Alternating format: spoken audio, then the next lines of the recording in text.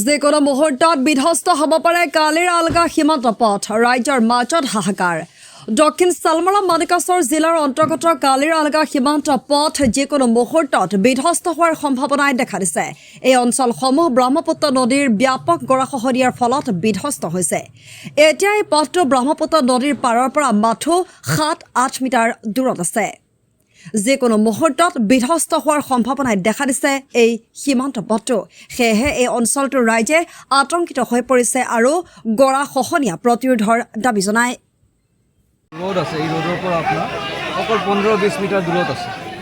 গতিকে এই ৰাস্তাটো যদি ভাঙিব লগা হয় ইয়াৰ এইফালেদি নদী ওলাই যাব আৰু কেনেকুৱা অৱস্থা হ'ব পৰা ইয়াৰ আগতে আপোনালোকে দেখিছে।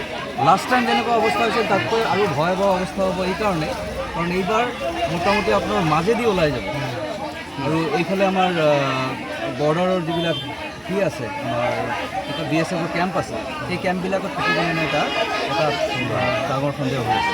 এই ক্ষেত্ৰত যিটো দিছপুৰৰ পৰা আমি সহায় পাব লগা আছিল আমাৰ লোকেল পাব্লিকৰ চাওক ইয়াত উত্তেজনা কৰি আছে কাৰণ যিটো কাম হৈ আছে সেই লেভেলত কাম হোৱা নাই, যিটো লেভেলত কৰিলে এই আমি গৰাখহনীয়া ৰখাব পাৰিম। গতিকে এই যে আমি 5 দিন 6 দিনৰ পৰা আন্দোলন কৰি আছোঁ কিয় চৰকাৰে আজিলৈকে কাণসাৰ দিয়া নাই।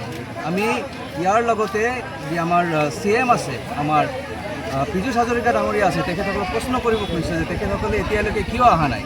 তেখেতসকলে বিচাৰে নেকি যে এই আমাৰ বাংলাদেশ আৰু ইয়াৰ মাজত যিটো আমাৰ কি আছে বৰ্ডাৰ আছে বৰ্ডাৰটো ভাঙি যাওক।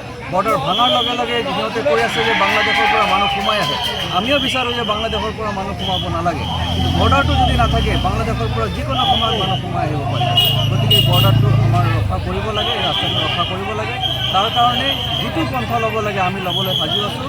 হয়তো 1-2 দিনত আমি ৰাস্তা ঘেৰাও কৰিম, আমি DC অফিচ ঘেৰাও কৰিম আৰু যিটো কৰিব লাগে কৰিম। আমাৰ গণতান্ত্ৰিকভাৱে যেনেকুৱা আন্দোলন কৰিব লাগে আমি কৰিম, কিন্তু এই যিটো চলি আছে লুণ্ঠন ৰাজ সেইটো আমি বন্ধ কৰিব লাগে।